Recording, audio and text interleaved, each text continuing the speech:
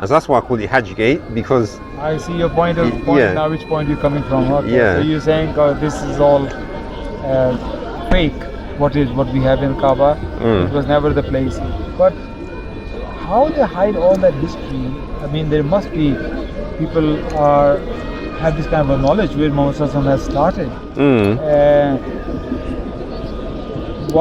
How they managed to hide all that evidence, which was that he was in Petra and Kaaba, Makkah was never that place. So the only way I see it is that the Saudi Arabians realized that, oh wait, there's no river, let's cover it up quick before they come with cameras and find out. That's what it seems more like to me. Riverbed. Oh, I see. So Dan Gibson is just because he's going to Petra.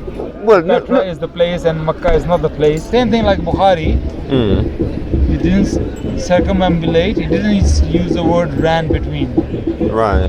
So the English translation is not accurate in Sahih Muslim, as far as I can see it. Okay. He should not use the word ran between, because here is the word used fataf al-lazina ahlu bil umrah bil bayti Kaaba and wabit Safa and Marwa and Safa and Marwa.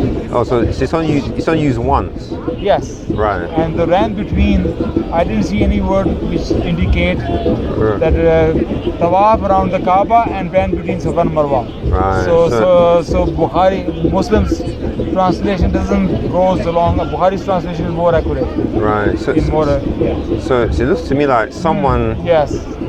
So someone in the Muslim translator sounds like he might have been paid off. So if you try on the face of it looks like, but it's because neither you and Arab speaking, neither me. But I can read Arabic and I can see the word. I can verify the words. Yeah. To me, at the moment, it looks like tawaf. The word is used for for both. Right. No, it's only used once. Right. To explain, I didn't go around, circumambulate around Kaaba and Safa and Marwa. Yeah. So basically, the translator is interpolating. Yeah. But I can only say one thing why they do that, to make people understand what exactly she meant. So they're probably going along what exactly she meant. She never really meant, because according to them, they know what Safa Marwa is. So they know when Aisha was talking to people or saying this hadith, she knew what people knew. The Safa Marwa is actually, you don't go around. So she just say, I didn't do tawaf, circumambulate around the Kaaba and Safa and Marwa. So for them, Safa and Marwa going straight and back. Hello brother Maula, you're right. So for the listeners, those who are listening to Aisha, for them it was completely understood that we don't go around circumambulate to Safa and Marwa. For them, circumambulation in the meaning of Safa and Marwa is going there and back. Yeah. For them, so I understand why a Muslim person, whoever wrote Muslim translation, for people not to get confused, for them to understand what she meant. Right. So that's why I don't think it's necessarily a corruption or deliberation to mislead people, but just to not make people confused, to make them easy for them. But I suppose you're going to find out do you want to try just the next hadith on the page, just to see what the next one after it says. Same. No, but just go to. No, because it's a long one. The first one's long. Yeah, you should go. Yeah. Umar radiallahu anhu reported, I heard Aisha radiallahu anha as saying, we went out with the Messenger of Allah sallallahu alaihi wasallam. Oh, actually, do you want to skip that? Go to the next one, because I think that's a repeat. Jabir, yeah? Yeah. Jabir radiallahu anhu said, we in the state of Iran came to the Messenger of Allah sallallahu alaihi wasallam for Hajj Mufrud, and Aisha set out for this bit brightness for Umrah, and when we reached Sarif, she, I don't want to read the parentheses, entered in the state of monthly period. We proceeded on till we reached Makkah and circumambulated the Kaaba and ran between Safa and Marwa. Right. I can go to this hadith and see 2791. Muslims sometimes have the hadith after hadith. Yeah, yeah. You know, it's different. But anyway, I'll go.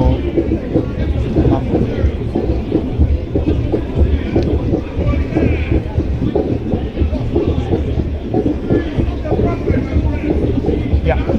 So I'll go to the Arabic.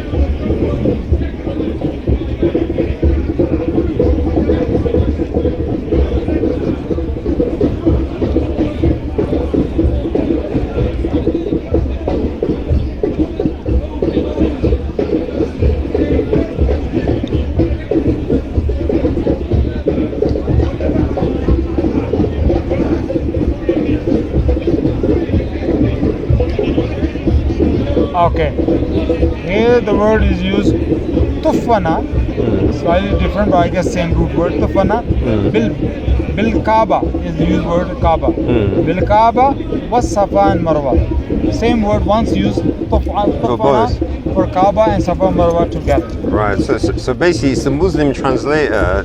He's the one who's put ran between. Right. Unless I'm missing some word here, because when you say, in English translation, they look there's a daylight between Kaaba and Safa and Marwa, because they circumambulated the Kaaba and ran between Safa and Marwa. Yeah. So and ran between. There's nothing like this in Arabic. Right. In Arabic, it's the same. The word is, again I will show you so you get familiarized with the word. So here tufana Kaaba and only wa in the middle. Right. Safa and Marwa and wa is and. Yeah. So there's nothing and ran between. So where is that word? It can't be afterwards. And what's weird is he didn't even put it in brackets either. So technically Safa is in brackets for some reason there, isn't it? In English. But here, oh yeah, it doesn't put in the brackets. You're right. The and ran between. Yes. What I call this, whatever's going on, is I call it Hajjgate, because it looks as if the scholars were doing some sort of back and forth. He put al Safa in the brackets, even though in Arabic Safa says Safa and Marwa. You see in here, is bracket al Safa and al Marwa. Marwa is not in bracket.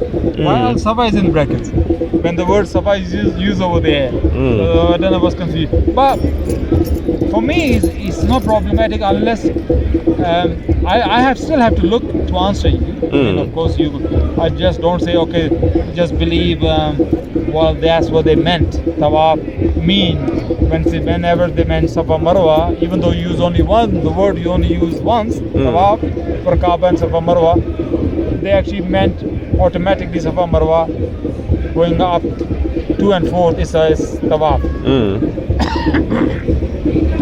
I can say that, but I don't think that's fair to answer you just to take it that. But I think I need to look maybe more into it.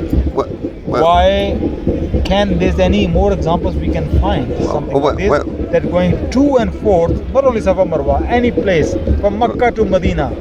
Can we say something like this, to and forth like Tawaf or that? Well, interesting enough, I found one which should give us an answer of some kind. Okay. If you go to Sunan and Nasai, so in the application. Yes.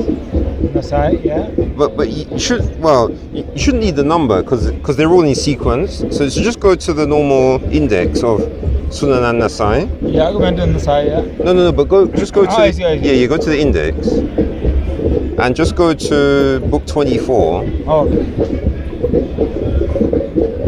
And now it's a long way down. It's actually 357.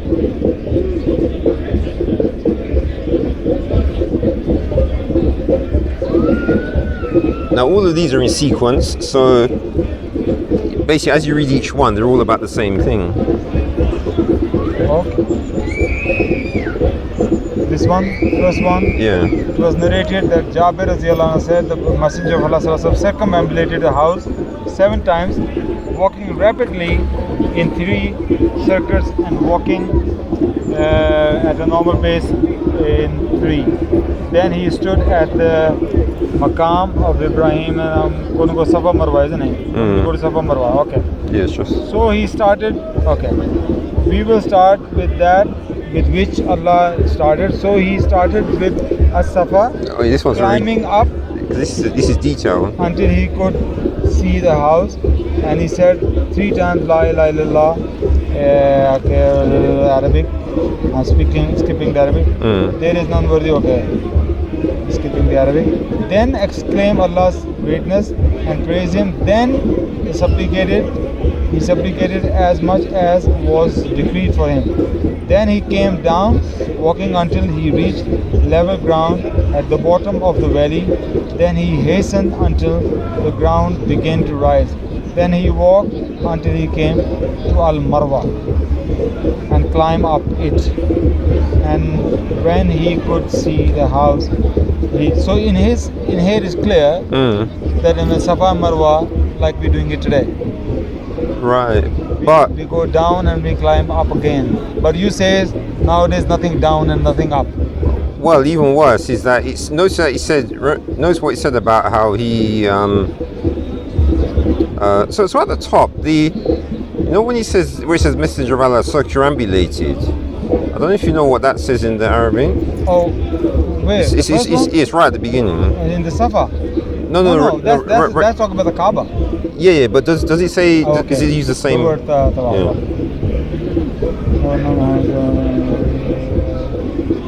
No, this is first is the chain of narrators. All right. In Arabic, they always mention chain of narrators. Yeah. So the hadith start from, okay. All right, sallallahu alaihi wasallam. Bil bayti sab'an ramala. Look. Okay, no. Kala tafa. Right. The word taf used there. Yeah. Kala taf.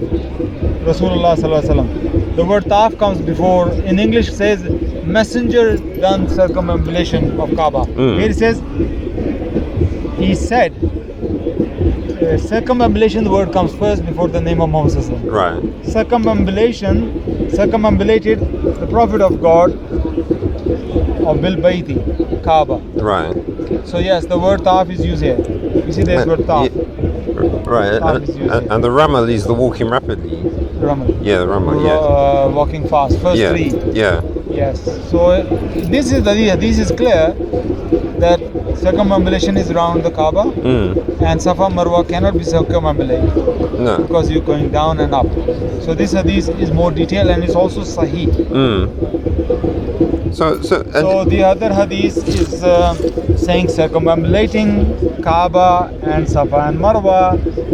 Only thing I can say she's just speaking in a fluency for understanding the people she's addressing.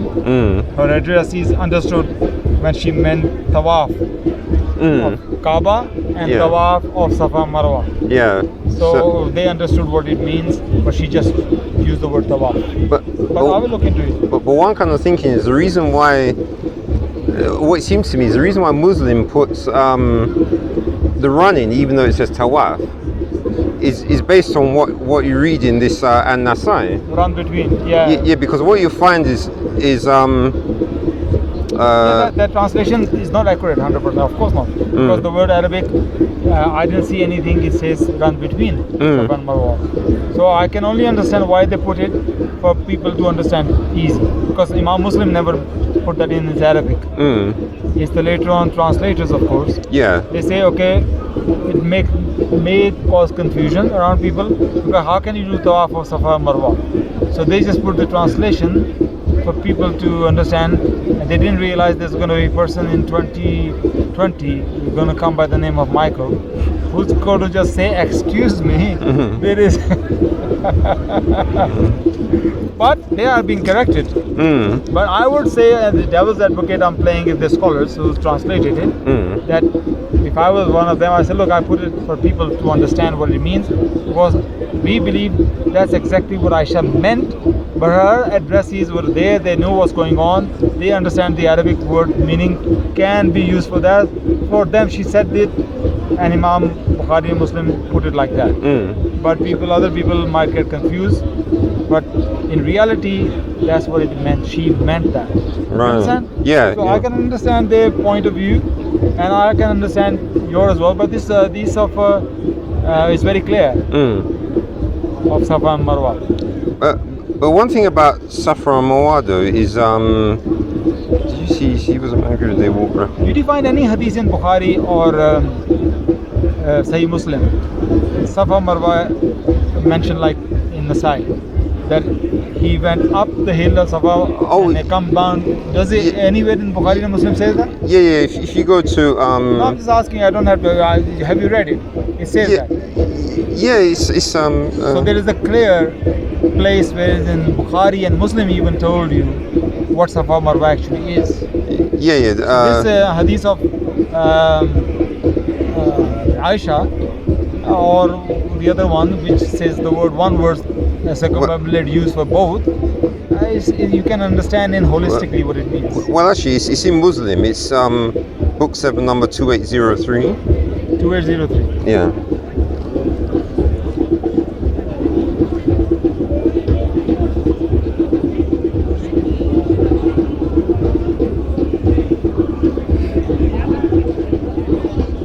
But the reason why I was looking into all this is just because of it's actually Dan Gibson that started it, because he's saying about Mecca, and I was just looking and thinking that This one?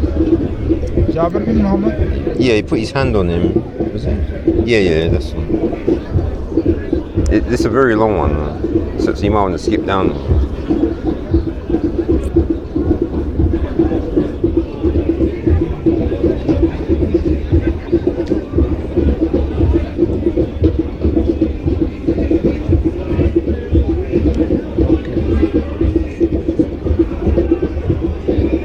Right, so he then returned to the pillar and kissed it.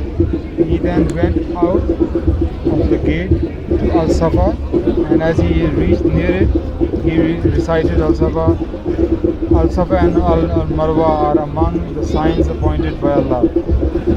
I begin with that Allah. To begin, he first mounted at Al-Safa till he saw the house. Okay, this is very similar to Nasai, isn't it? Yeah, he mounted Safa facing there is no God powerful, there is no God. He then made supplication before the world. He then descended and walked towards Al-Marwa. No, you have to keep going because it changes. And when his feet came down in the bottom of the valley, he ran, and when he began to ascend, he walked till he reached Al-Marwa. There he did as he done at Al-Safa. Yes. But have you seen, when you see the pictures of, that's why I asked you if you'd gone there. No. When you see if you look up the photographs of Mecca, all you see is like the flat walkway, and then these two rocks. But notice what it said there. It said that he went down, and then when his feet hit the valley, he ran. But when There were two hills. Yeah, but when you actually look at the pictures of how it is now, there isn't a valley. So they constructed. They put construction on top of that. But they just make it straight for people, or maybe it's not as like this. Maybe they get rid of the hills, and they make a building there which is air conditioning nowadays. Yeah. Yeah, not open. So what they did, they make like a bridge. So you just going like a bridge. They build it. You just going like that and coming like that, slantly maybe slightly, and coming back. But then by doing that, don't you think that if some Muslim read that hadith, that they'd be crying now? Because now they can't do it like the Prophet anymore. So what's Saudi? So if that is the proper place, like how it was described in that hadith, now they've actually stopped people from doing the run like the Prophet did. Up and down. Yeah, the fact exactly how it described it. It said he went down when his feet touched the valley, he ran. And it's possible that it says this is allowed in Islam. You can, with the scholars' consensus, is it allowed or is it bid'ah? Maybe scholars they look for the convenience of people, as long as they reach the points. In the middle is the convenience. Because Muhammad Sallallahu Alaihi Wasallam, did he do anything in the middle? No, they run across the middle. Yeah, no. When Muhammad Sallallahu Alaihi Wasallam went down the valley, He done any ritual there? No, he only does the rituals out when he climbs Safa and so climbs. for them, ritual points were more important, and not the middle points were not important. For them, was reaching the place and come back. They facilitate for people. Look, if he would have stopped in the middle down and he done some dua or something like that as well, and then there was a case. Look, that point was also important. For them, the middle point was not important. For them was the point over there and there. So they just make it convenient for people to reach it. But I think it's possible when the scholars come to consensus. Can we do that? They say yes. But the interesting thing is, you know that you're reading that Sunan and Nasai one. If you actually go to let me see,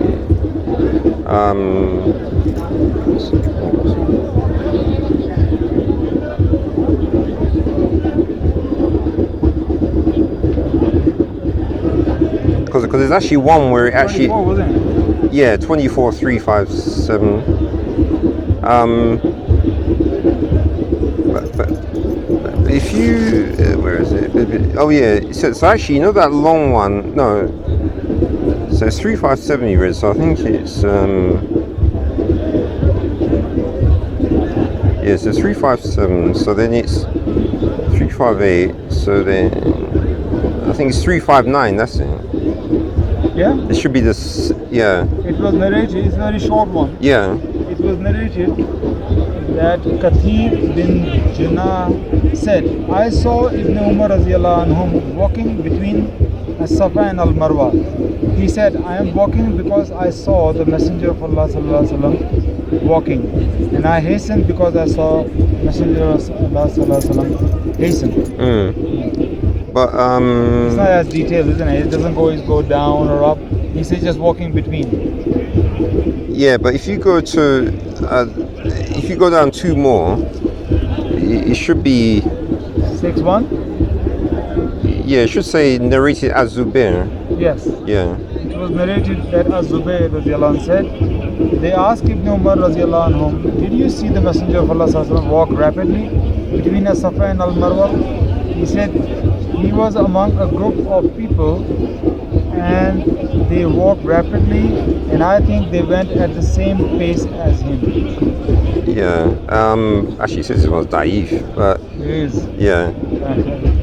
And then It doesn't change much. Yeah, and then the next one is just Ibn Abbas. That's just a short one. Yeah.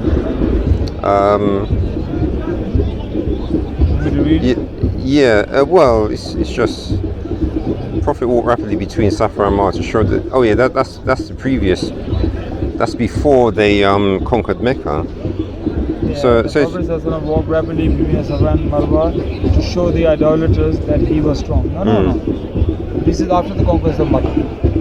Oh, okay. Because when I don't think he's talking about Hajj here, because for 1 year, when Muslims conquered Mecca, the idolaters were still living in Mecca. They were that's not right. banned. Yeah. The next Hajj, when he comes, Muslims were done Hajj. So sorry. You know, before the conquest of Makkah, remember Surah Hudaybiyah, the Treaty of Hudaybiyah? Yeah. The Meccans were still the rulers that say you can come next year to perform your whatever. Yeah. So Muhammad sallallahu alaihi wasallam, when Muslims went there from Medina to perform umrah, not Hajj, umrah. Right. So Muhammad sallallahu alaihi wasallam says, look, idolaters are watching towards us, and they are being told that we have become weak since we went to Medina. The climate make us weaker person. So I want you to walk fast to show idolaters that we are strong. That's why the Ramal. Yeah. Ramal is a sunnah because the first three show that we are strong. Yeah. So this hadith can say that he went Safa and Marwa as well fast, so idolaters can see. So this is probably that situation when idolaters can see. Because the only Hajj when Muhammad sallallahu alaihi wasallam performed, the only Hajj he performed was the few months before he died. That's the only Hajj he performed. Alright. Yeah. And at that time, there's no idolaters living in Makkah. Yeah. They were banned the year before that. Yeah. But actually, if you go to the next one, it's interesting. From Safia? Yeah. bint It was narrated from Safiya bint Shaima that a woman said, I saw the Messenger of Allah sallallahu alaihi wasallam hastening at the bottom of the valley, and he said, the riverbed should not be crossed except with vigor. So now that looks like it's something that the Saudi Arabians have actually gone against these words. I saw the Messenger of Allah hastening at the bottom of the valley, and he said the riverbed should not be crossed except with vigor. So he's actually saying that it has to be crossed with vigor. Yes, should not be crossed except with vigor. And what about if somebody says, okay, because riverbed exists, so when it exists, you cross it with vigor. What about if it doesn't exist? We don't make it exist anymore. Yeah, but if we say, okay, there's no riverbed, then where is the vigor? It doesn't require vigor. No, I think what it should be is that the riverbed should always stay there. Since it's no, part because of... he said it because riverbed was there. That's why he said it. So you should walk with vigor. Yes. Because he was there. So let's say if in his time there was no riverbed, or if he had the technology not to have riverbed, would Muhammad Sallallahu Alaihi Wasallam says, okay, we don't need the riverbed, build a bridge in between if he can build it. Because he was there, so he said, cross it with vigor. Yeah, but you realize that's the opposite of what like how you got the Jews in Jerusalem, they cry at the Wailing Wall. So even the little piece that's left, they still want to do what the old people did at the temple. So you'd think people would more want to keep the old way. So the only way I see it is that the Saudi Arabians realize that, oh wait, there's no river, let's cover it up quick before they come with cameras and find out. That's what it seems more like to me. Riverbed. Oh, I see. So Dan Gibson is just because he's going to Petra. Well, Petra is the place and Makkah is not the place. No, but not because of Dan. But I reckon these scholars knew about all what Dan's talking about like years ago. So they realize that there's some of these hadiths have got like a pretty blatant description of what the Prophet did. And so that's why I call it Hajjgate, because I see your point now. Which point you're coming from? Okay. Yeah. So you're saying this is all fake. What we have in Kaaba? It was never the place. But how they hide all that history? I mean, there must be people have this kind of a knowledge where Muhammad Sallallahu Alaihi Wasallam has started.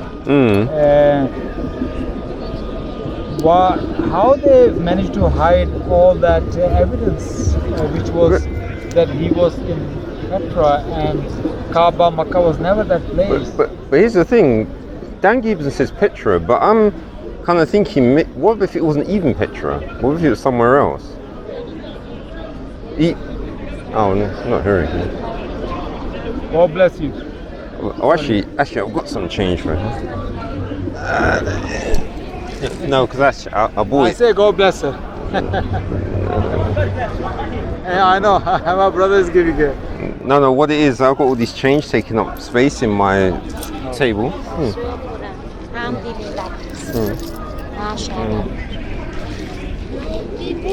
Yeah.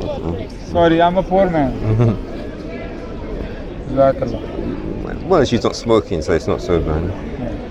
All right. She's not smoking. She used to smoke? No, it's just sometimes you see people begging for money with a cigarette. So I always say to them, why don't just give up the cigarettes? Yeah, I see your point. But no, I never buy this thing. I mean, that is a big thing to change the place where it's all started and make it.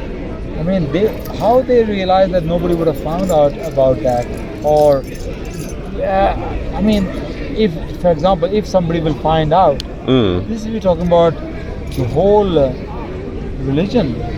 And when they did that, when was the first time they actually ever realized, let's move to this place, desert, and make this place is the holy place? Well, the thing is, when you look at the history, things only start in 1932. That's when they came back to that area. 1932? Yeah, I'm sure it was, because I think that's the reason why. Arabs, when after British gave them the place. Yeah, because have you ever heard the history when they've said that when they've dug up in that area, the only thing they ever found was the Ottoman Empire fort? You ever heard that one? They say when they've done excavations in on the Saudi Arabian Peninsula. Yeah. So it's as if to say there was nothing there. Yeah, they didn't find any other like huge structures. So what that sounds like is that it was really more of a, I don't know, tents, I suppose you could say. Because if people just live as nomads, they can literally disappear, you know, over in history, because all the things they have are all biodegradable. All the pots are like clay, and if it's really bad clay, then that just disintegrates. Well, it gets smashed up or worn out by the wind. So what they kind of say. That's what Makkah was. Makkah wasn't like many big buildings and structures and monuments. Yeah. It wasn't. It was just the house of Kaaba. Kaaba was a brick building in the time of Muhammad Sallallahu Alaihi Wasallam. Yeah. And even in his time, there was not even roof in the Kaaba right. in the beginning. Yeah. After they built the roof. Yeah, because roofs are hard to build. That's right. Yeah. So they built roof afterwards. Even when he was going up, there was no roof there. So it was just like a square kind of a four-wall building. Yeah. So Kaaba was not like big civilization kind of a place anyway. So what they're what they're hoping to find in Makkah. Yeah, what but kind of things they were looking to find anyway. No, but that's one thing that they're saying, because I don't know if you've heard it about what the Saudi Arabians are doing. They're actually trying to concrete stuff over really quickly. Yeah. So they're not actually. Even the house of Muhammad Sallallahu, which we believe house. Yeah. Is also being destroyed. Oh, so I'm surprised. Yeah. I thought there's only one roof left, but the rest is everything is just they built over on top of, which is raised suspicion of why they're doing that. So there is a point. But for accepting this on this basis, if they are doing this lie, so are we taking lie all the way back to the Prophet, that all story was lie, he never existed, or the Quran was just all made up by a bunch of other people? That is a little bit too far a conspiracy for me to understand. No.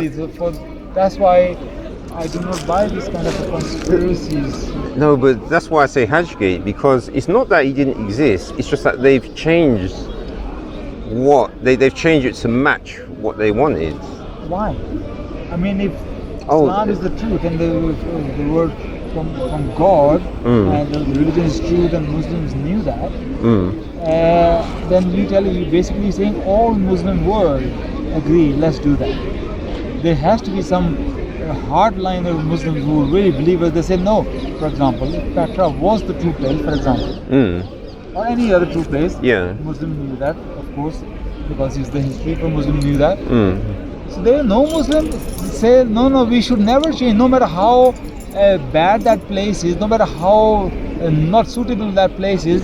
We should never change the place where our Prophet born and where he lived, or the Quran says this is the mother of the cities. We should never move from there. This can't be conspiracy. What I'm trying to say is there has to be some writing, some Muslims they say no, this happened and that should never happen, because they're always going to be hardliner, strict Muslims who didn't want to change, or conservative Muslims. So what happened to them? But that's the thing is what why we don't find any kind of information writing about that? No, but this is one thing that Dan Gibson said, which I kind of might even make sense when you compare it to, like, you know how the fact that the Muslim and the Bukhari hadiths, the way that you could see there was a definite decision to like translate it a certain way. It's as if so what I'd say happened is that Muhammad was real and he did what he did, but then it was someone else that took the fame factor and used him to build Islam, because that's one of the things Gibson said, and it sounds so effectively Islam wasn't built, because even when you read Islam spread very quickly after Muhammad Sallallahu the history of Islam, which we know, unless you're saying that all history is made up. No, but you see what the problem is. Remember when you read the beginning of Bukhari, it's Bukhari, he explains the reason why the hadiths were collected, because as far as he was concerned, Islam was going to be destroyed if he didn't collect the hadiths, because what he wanted to get was the actual narrations which were consistent, so that he could build a consistent image of Islam. So when all the people who came along who wanted to come with their own fake version, they would have all those one set of writings to match. what it was. Who says that actually Bukhari didn't write the hadith or collect the hadith, Islam would have been destroyed? Who said that? No, Bukhari says that at the. Bukhari says that. It's in the introduction. Cause I don't. Have you? No, that's okay. I'm just saying. Let's say he said that. Yeah. So you think he could be wrong in his understanding? No, but I think the reason, like you say, he's doing it because he must have actually witnessed because he actually said about how people were inventing hadiths to to influence kings. That's it. That's one of the things he says. Influence kings. Yeah. But that never stops. The hadiths are still, daif hadiths still exist. So that never stopped. There are many people, you're right, build the hadiths, which scholars now they're saying this hadith is said maybe to please some lords or whatever. That never stops. What I'm saying is I am of the belief, definitely believe in the point, if Bukhari and Muslim have never ever written, ever, we still have the same Islam what we have now. I'll tell you why I said that. When was the Bukhari written? It was 800 and something. No, 180 years after. After Muhammad. Yeah. So at least 3 generations before that, Bukhari practiced Islam. Yes? At least 3. So how many salahs they were doing for 3 generations? If according to Bukhari, Islam is, as the hadith says, the Muhammad Sallallahu done 5 salahs. Yeah? Bukhari says that. Zuhur, whatever. If he says that, so that means that was already being practiced. So why I say that? Let's say where Bukhari is right, then Muhammad Sallallahu done Salah, Fajr, Zuhur, Asr. Let's say he done that, and we believe he done that. What happened? His companion copied him, followed him, as he doing Salah. So when he passed away, what happened? Did they stop following him? No, because Islam spread fast everywhere. So everybody knows how many Salahs a day we have to do. Fajr, Zuhur. So they told their children, and their children told them. So for generations, they were practicing 5 Salahs a day. So what I say that if Bukhari never existed, we still have 5 salahs a day, because it doesn't happen. It's not the Bukhari who introduced 5 salahs a day in hadith. Bukhari only wrote what people were practicing. Because let's say, let me finish one thought. Let's say if Bukhari, actually they were doing 3 salahs. Bukhari brings along 5 salahs. You're telling me 200 years later, they were doing 3 salahs a day, and Bukhari says, actually you were all wrong. I found a hadith which says 5 salahs a day. You think they say, oh, we are so sorry, we didn't even know that. Our forefathers were doing 3 salahs every day, azan 3 salahs every day. Oh, you are so genius, Bukhari, you found out it's 5. It was not the case. We have all these practices come towards us through not through Bukhari or Muslim, not through hadith, but through, what do we call it? Living transmission. Yeah. It was a living transmission. It was coming from practice to practice. Yeah, but here's the thing. Yeah, but if there was how would you tell? Say if you came across 2 groups of people, and I've actually got a hadith on this, but I don't think I've. Actually, I can find it. 2 different groups of people who are doing the hadiths in different. The prayers in different ways. How do you know who's the right one? Prayers in different ways. Yeah. So they're doing the 5, but it's like what you say with the Shias and yeah, but they were doing different and saying different things. How? Still doing it, you know. Yeah, no, but how do you? So how does the hadith change anything? What does that tell you? Even hadith, recorded or not recorded, people are doing it from the beginning. Meaning what? Some of like Shias, they say the Muhammad they agree. They actually Sunnis. There's in Bukhari, there are these in Bukhari or Muslim somewhere. Yeah. That Muhammad, there was a time with the Muslim, he opened his hands and do salah. With open hands. Yeah. Yes? So Shias, Sunnis know that. Sunnis says it was for the time being, and later on, permanently, he says close your hands. So Sunnis know that, but they say we acknowledge that Muhammad has done that. But Shia said no, that was the right way. Sunnis say this is the right way. So Muslims agree, look, since Muhammad practiced that, So Shias, Muslims, Sunnis never really says if you open your hand, this salah is not acceptable. Why? Because they say that Muhammad Sallallahu Alaihi Wasallam done that. Some Sunnis go to the extreme and they say no. Yeah. Now because that is what he calls the word I use, abrogated.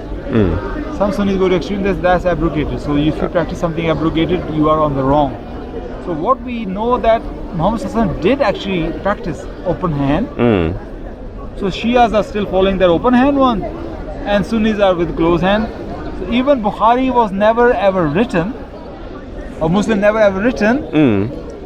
They would still be practicing that. What we're doing it now. Writing Bukhari doesn't change anything.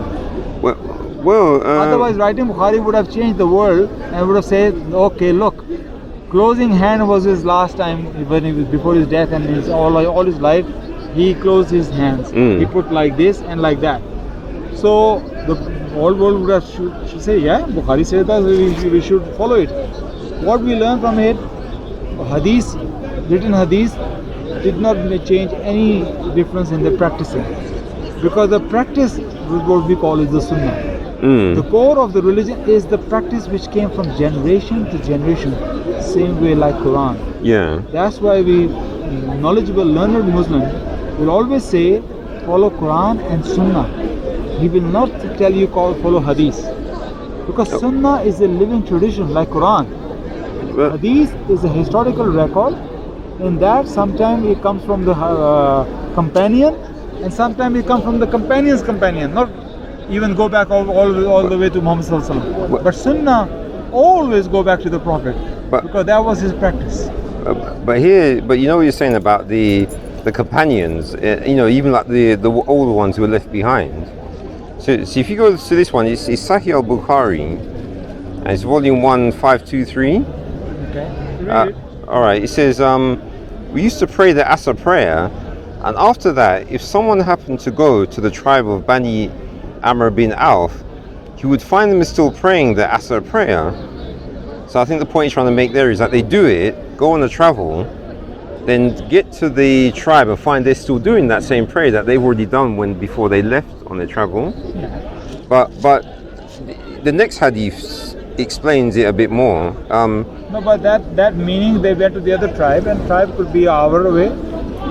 Yeah. So they went there, but Asr time is not like one prescribed time. Right. Asr time starts, for example, today. Asr time starts from 4:30 all the way to sunset, or nearly 5 o'clock, all the way to sunset. So it's about 3 hours time. In the summertime, 3 hours. You can do it any time in that 3 hours. Yes, but preferable is to do in the earliest time. But then how come? Right, but then you notice those Muslims, they're always bowing down in synchronized way. No, that is the mosque time. Right. Every mosque has a time. You know Asr time. For example, I think the Shafi madhab, they say do it in the earliest time is the best. They bring the hadith. Do Asr in every salah when you do it in the earliest time is better. Hanafis, they do it in the later time. For example, if you go in Tooting or Central Mosque, they do the earliest time. Salah when salah time start, they do it. Right. But if you go to Tooting with the Muslim, the Pakistani one, they do in the later time. Right. Or they do in the, for example, their Asr Salah, I'm pretty sure at the moment is 7 o'clock in Tooting or Balam Mosque. Right. But here, if you go to Central Mosque, they'll probably do it in the earliest time, 5 o'clock. Alright. Asr meaning the time of Asr. That is the time of Asr. We divide the whole day time in the time of the Salahs. Zuhur time starts from the sun when it's on the peak and start going declining. Yeah. That's where Zuhur starts. Right after the peak. So meaning 12:30 to 5 o'clock is Zuhur. And I am allowed to do any time. But they say the more reward is if you do the earliest time. So what about if I die 3 o'clock, I die? I could have done the Salah Zuhur, which would start to 12:30, 1 o'clock, but I waited to, I'm going to do later time, So when you have the opportunity to do it now, you don't know what the life is going to happen to you. So it's better to do it earlier than later. So that hadith, they done the Asr Salah somewhere, they went other place, they're doing slightly later. No, alright, because, well, I wonder if that that tradition of having it such a long period that you can do it. Because this next one, it says narrated Abu Bakr bin Uthman bin Sahal bin Hunayf that he heard Abu Umama saying, "We prayed the Zuhr prayer with Umar bin Abdul Aziz and then went to Anas bin Malik and found him offering the Asr prayer." So let me just check that. So we did the Zuhr prayer and found him offering the Asr prayer. I asked him, "Oh uncle, which prayer have you offered?" He said, "The Asr, and this is the time of," in brackets, "the prayer of Allah's apostle, which we used to pray with him." So notice that and Aziz is actually a caliph as well. So he went, they did the Zuhr prayer, went to this, what's he called? And I presume this guy is one of the old companions, yeah, Anas bin Malik, and found him doing a different prayer. So yeah. So what this seems to indicate is that already this caliph was doing a different prayer at a time when a companion was doing it. Okay, now look, I told you some people doing the, as the time starts they do the prayer.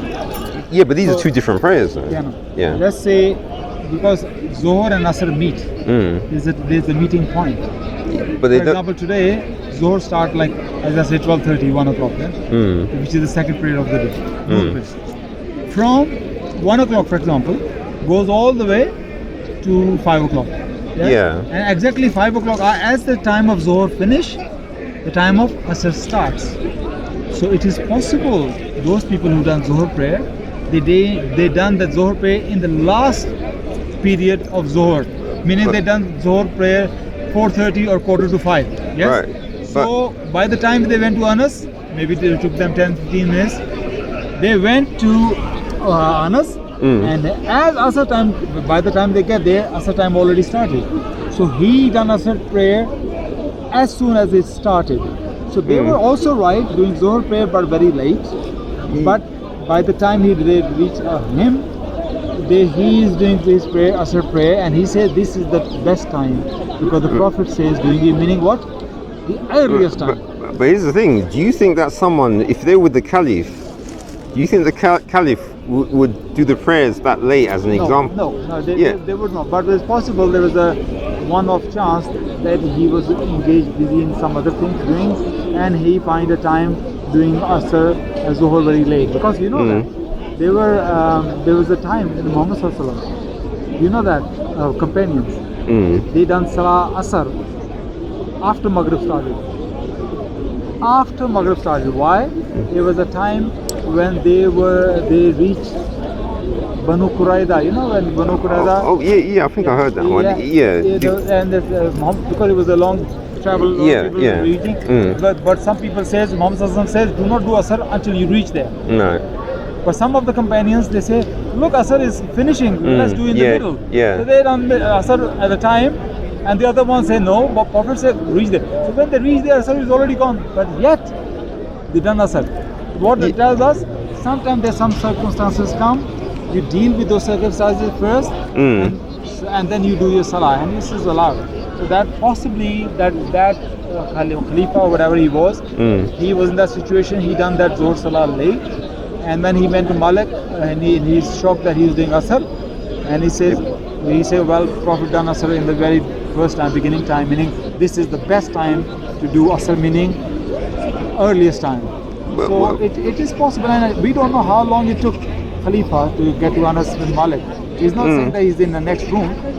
He say they done their Zohar, and then they went to Anas bin Malik. I don't know what was the journey time when they went to meet Anas bin Malik. Maybe there's a journey time, maybe in an hour's time, or maybe it was a winter time, winter when the days are short. It could be all these circumstances, and there are possibilities. But the interesting thing is, when you look at that, he says, I asked him, oh uncle, and he's got an exclamation mark after the uncle, even though that's probably not in the Arabic. But I think the reason they're putting the exclamation mark is to emphasize that he was the surprise. Yeah, so it's like what they're indicating is that there was a drift between that companion and how the Aziz was doing the prayer. So some drift. So what I'm trying to say is that if you have if you have evidence of some sort of drift here with the Caliph, then that would mean that even the advice he's getting, there's something not quite accurate about it compared to how it was with the Prophet. Well, as I said, there's some school of thought or some Muslim think doing earliest time of the Salah is the best time because there's hadith about it. Yeah. But then they find some hadith that even the Muhammad says, oh, don't worry, when you reach there, do the Salah. So they learn from that, look, he's doing slightly late, it's okay as well. Yeah. So I'm saying that this Khalif, when he done Salah, he is not aware of doing earliest time is the best time. For when he done his Zohar Salah quite late, he said Asr he can do a little bit late as well. Yeah. So when he reached Anas bin Malik, he was surprised. So he's doing because we just done Zohar not long ago. Yeah. But I was thinking I can do Asr in the little later time. But then he was told, no, do it sooner the better. It's better for you.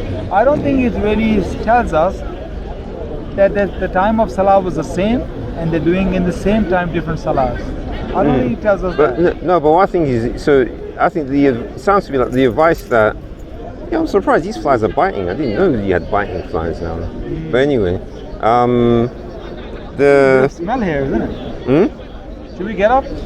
Yeah. Let's get up. I have my bags okay now. I feel like it's small around here. Yeah, so you were saying?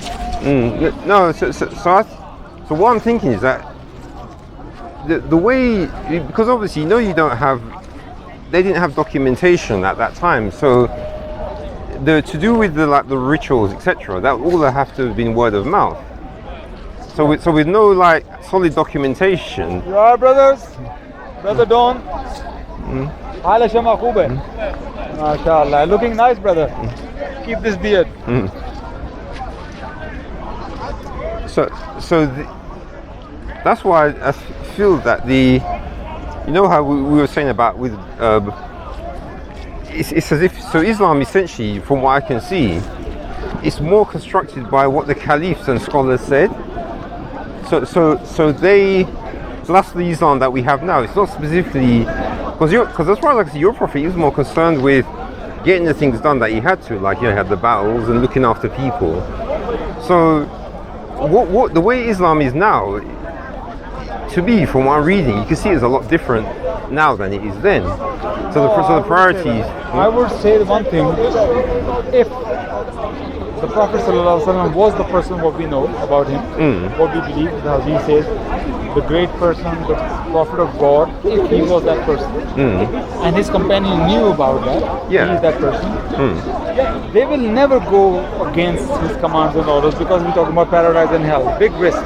So what we say, the companions will never agree on something, they never have a consensus on something which goes against Islam. So I say Islam came to us from Allah to Prophet, then through the companions' consensus, because the companions also have some disagreements sometimes. But when they have consensus, majority, that's what we follow. That's what we follow, we call Salaf. In a way, we follow the consensus of the companions, and consensus of the companions can never be wrong. Oh yeah, but then obviously to get that consensus, it's based on the information that the scholars came to us.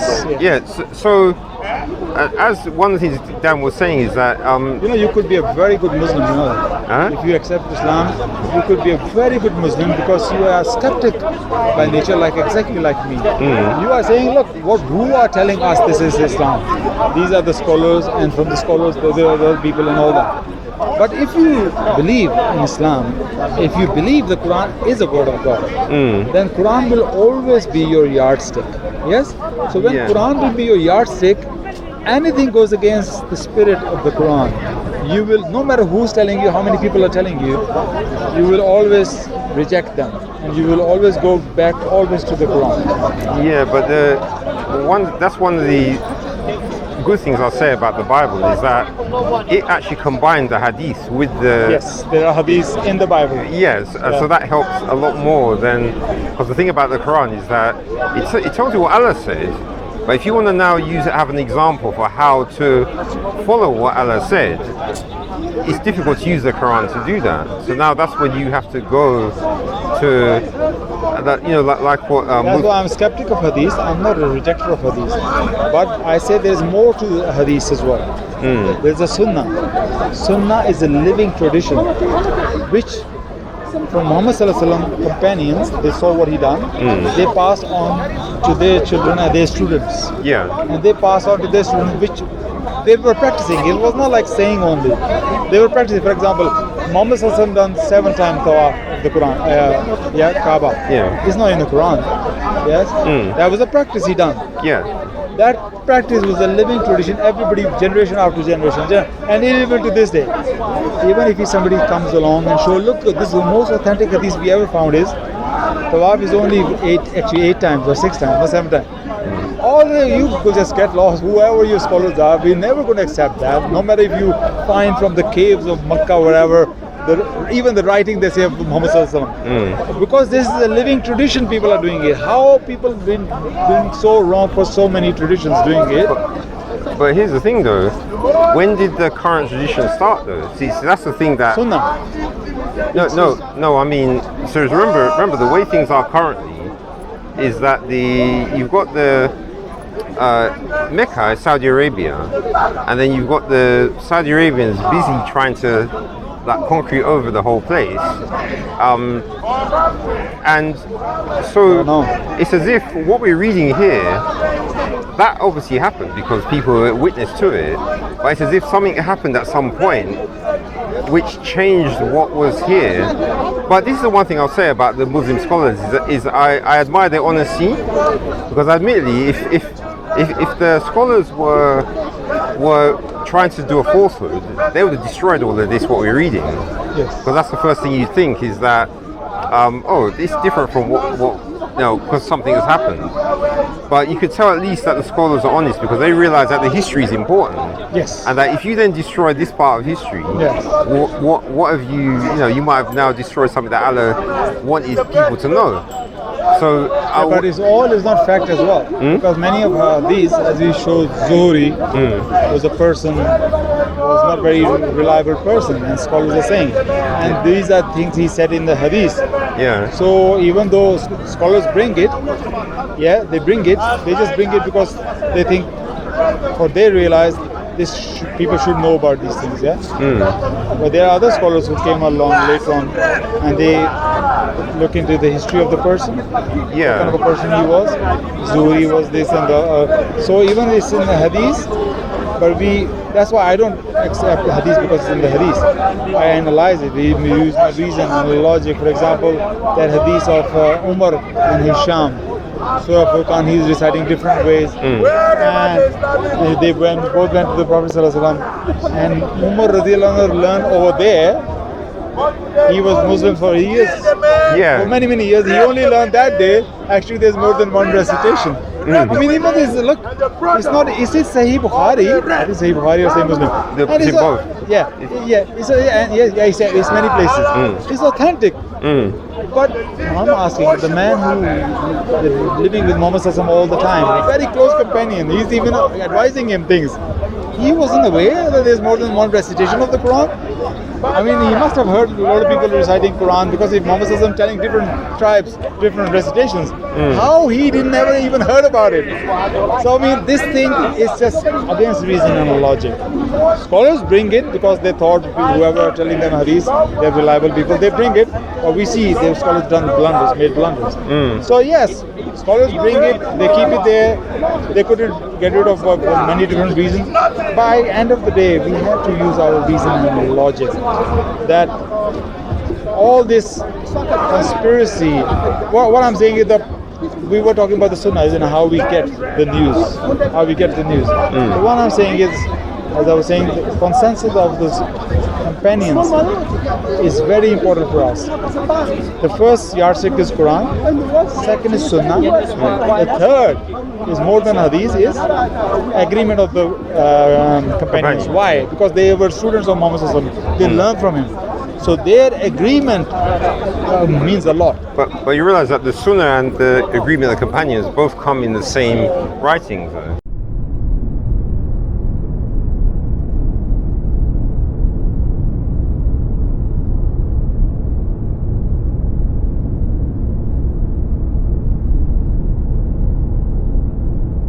Israelites will return to take down Islam.